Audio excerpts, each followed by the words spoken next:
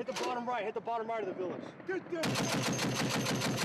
It was one of the most dangerous postings in the U.S. military, eastern Afghanistan's Korangal Valley, depicted in the documentary Restrepo. My purpose was combat. That's what I was trained for. It's what I was good at. James Ritchie was there. Roughly right at 40 months of combat experience with an airborne infantry unit, so pretty intense fighting at some points. After enduring multiple deployments, a serious medical issue sent him home, and he could not function. Sat around, got really out of shape, and then started self-medicating. Alcohol, got really good at alcohol. Pain medication, couldn't get enough of it. I didn't want to live anymore. If this was what life was going to be like, I didn't want to be here anymore. I wasn't any good to anybody, and I hated myself. I couldn't look myself in the mirror anymore. Dusty Baxley was a U.S. Army Ranger and served with the 82nd Airborne. When he retired, he fell apart. I said no to the diagnosis. I said no to the drugs, and I was quite happy to self-medicate and blow my brains out. I was good to go with that. Zoloft, Xanax. There was one for blood pressure to counter the side effects of the other. Retired Marine Kevin Sikaki was deployed on multiple combat missions. In Iraq, 34 members of his unit were killed. In the years since, just as many were lost to suicide. I turned around and she was in tears, and she said, please go get help.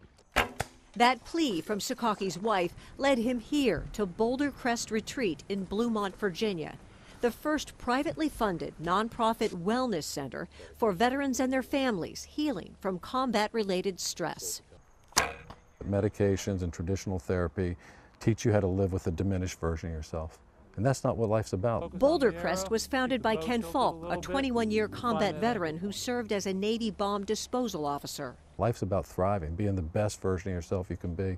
And that's what Warrior Path's all about.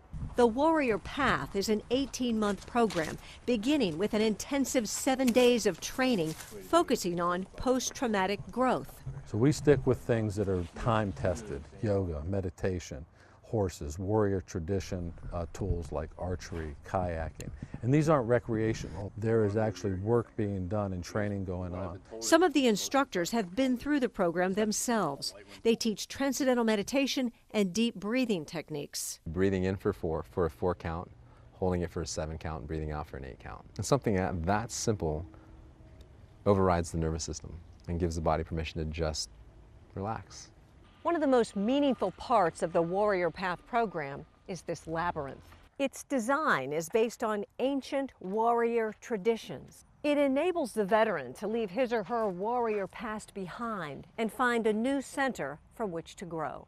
Stuff that happened in combat doesn't define who we are. It defines what happened to us. We really believe that the past is an important part of the education process and part of your story. This high-impact, short-duration program is a beautiful symphony of pressure and release and education, moments to disclose, moments to get self-regulation, and be able to write your new story, to get out of the old story and get back to being you again and believing in yourself.